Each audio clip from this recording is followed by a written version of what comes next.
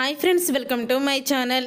పల్లవి చేసిన కుట్రని తెలుసుకొని పల్లవి చంప పగలగొట్టి నా తండ్రి చక్రధర్ అంటూ నిజాన్ని బయటపెట్టిన అవని అసలు ఇదంతా ఎలా జరగబోతుందనేది ఈ వీడియోలో తెలుసుకుందాం. శ్రీకర్ జేబులో నుంచి పేపర్ కింద పడడంతో అప్పుడే ఇక ఆరాధ్య అయితే ఆ పేపర్ని తీసుకొని నీ జేబులో నుంచి ఏదో కింద పడింది బాబాయ్ అంటూ పేపర్ని అయితే ఓపెన్ చేసి చూస్తుంది. ఏంటి బాబాయ్, కొత్త కారు కొన్నారా?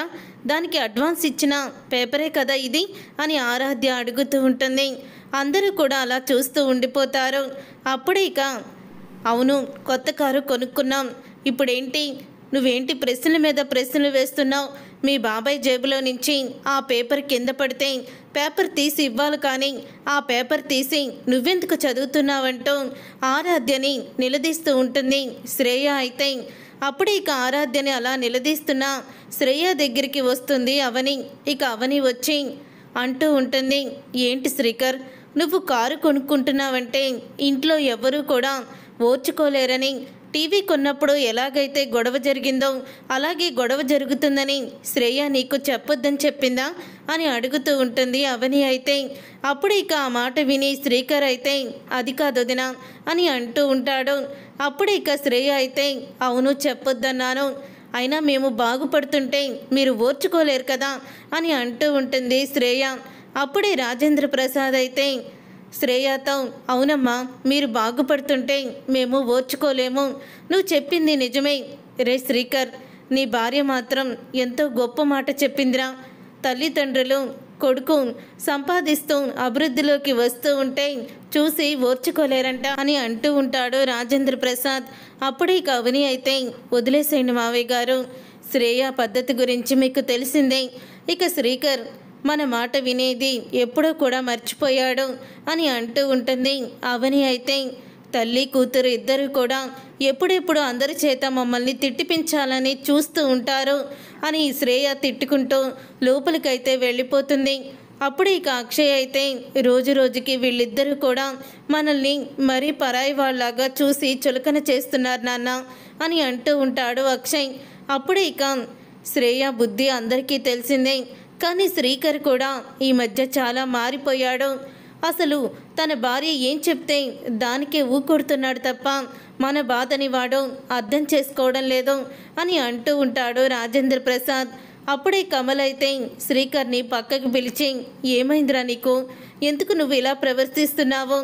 వదినకి సపోర్ట్ చేస్తూ వదిన మాట వింటూ అమ్మా నాన్నని కూడా చక్కగా చూసుకునేవాడివి, ఏమైంది ఈ మధ్య, ఎందుకు ఇలా తయారయ్యావు అని అడుగుతూ ఉంటాడు కమల్ అయితే.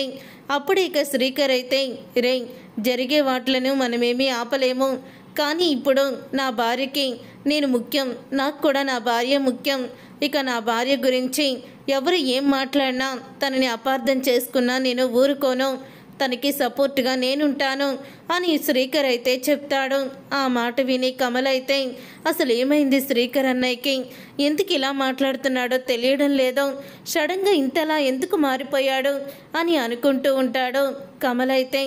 తర్వాత ఇక ఇంటికి ఒక కొత్త వ్యక్తి అయితే వస్తాడు.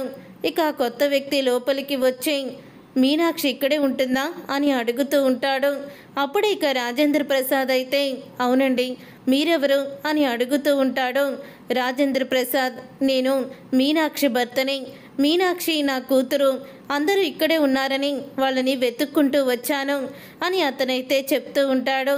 ఇక ఆ మాట విని రాజేంద్ర ప్రసాద్ అందరూ కూడా పార్వతి సంతోషపడుతూ ఉంటారు. అమ్మ అవని, మీ అమ్మని తీసుకొని బయటికి రమ్మా అని అంటూ ఉంటే అప్పుడే ఇక అవని అలాగే మీనాక్షి ఇద్దరు కూడా బయటికి వస్తారు. అప్పుడే ఇక వచ్చిన అతను మీనాక్షి దగ్గరికి వెళ్ళి ఎలా ఉన్నావు మీనాక్షి అని అడుగుతూ ఉంటాడు. ఎవరు మీరు అని అంటూ ఉంటుంది మీనాక్షి. అయితే ఏంటి మీనాక్షి, నీ మెడలో ఉన్న తాళి కట్టిన భర్తని కూడా మర్చిపోయావా, గుర్తుపట్టలేకపోతున్నావా, తలకి దెబ్బ తగిలిన తర్వాత నువ్వు నన్నే మర్చిపోయావా అని అడుగుతూ ఉంటాడు.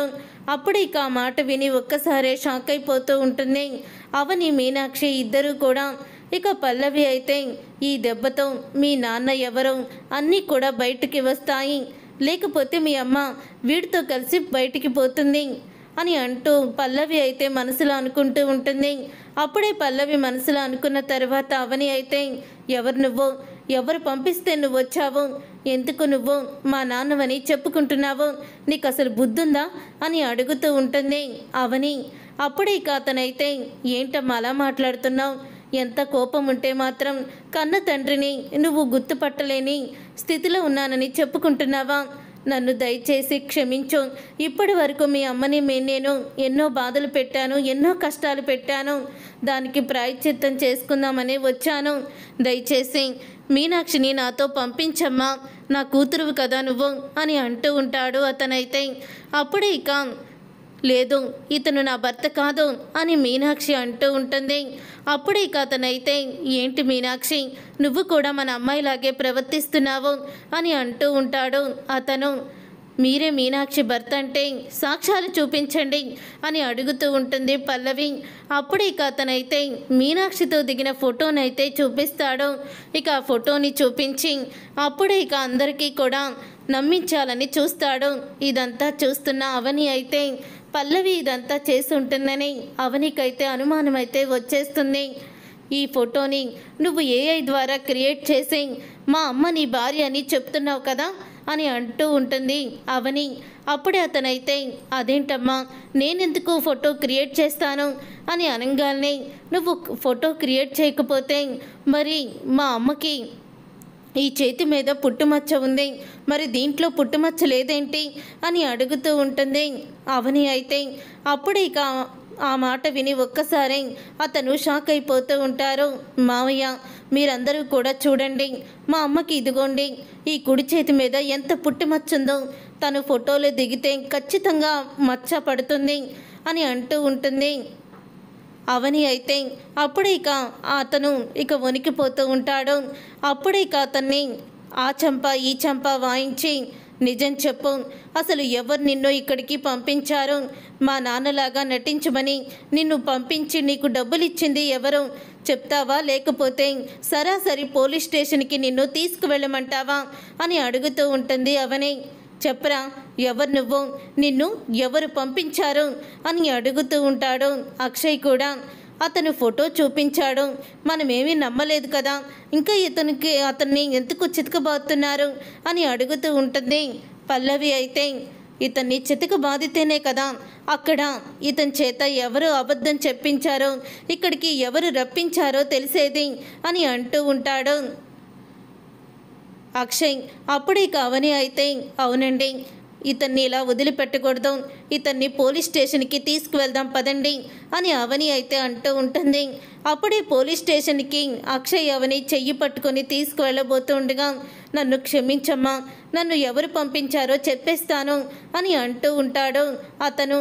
అప్పుడే చెప్పు, ఎవరు పంపించారు నిన్ను అని అనగానే, పల్లవియే నన్ను డబ్బులు ఇచ్చి ఇక్కడ ఇలా నాటకం ఆడమని చెప్పింది, నాకు ఈ నాటకానికి ఎటువంటి సంబంధం లేదు అని అంటూ ఉంటే, ఆ మాట విని అప్పుడే ఇక పల్లవి చంప పగలగొడుతుంది అవని.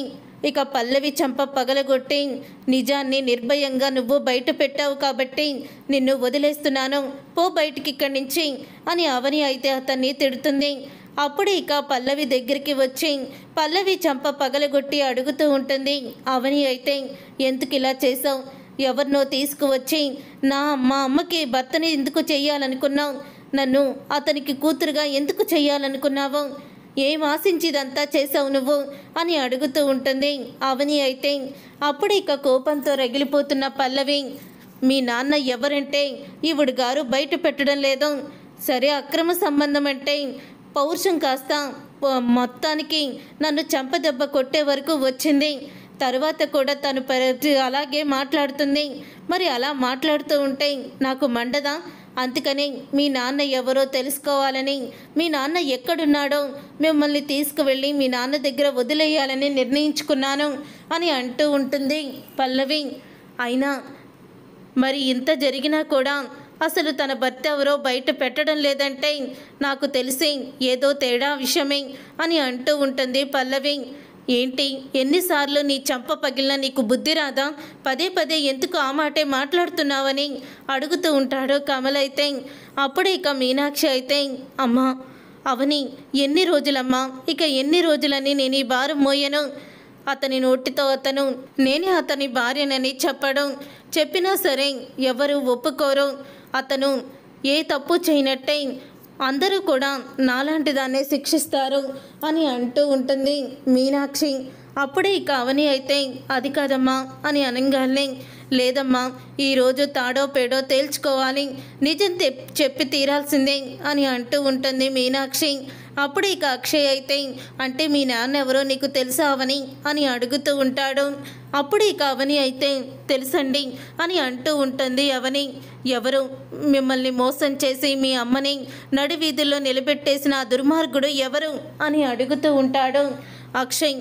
అప్పుడు ఇక అక్షయ్ మాటలకి చక్రధరే పల్లవి తండ్రియే, నా కన్న తండ్రి అని నిజాన్ని బయట పెడుతుంది అవని.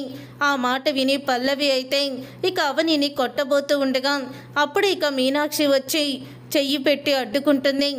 ఏంటే కూసో, నా తండ్రి నీ కన్న తండ్రా? ఎందుకు ఇన్ని అబద్ధాలు చెప్తున్నావు? మా నాన్నకి ఆస్తుందని ఆశపడి ఇప్పుడు నువ్వు ఇలా డ్రామాలు ఆడుతున్నావు కదా అని అంటూ ఉంటుంది పల్లవి. డ్రామాలు ఆడాల్సిన అవసరం నాకు లేదు, ఈ వీడియో చూడు అని హాస్పిటల్లో చక్రధర్ మీనాక్షి మాట్లాడుకున్న మాటల్ని వీడియో తీస్తుంది కదా అవని. ఆ వీడియో తీసుకొచ్చి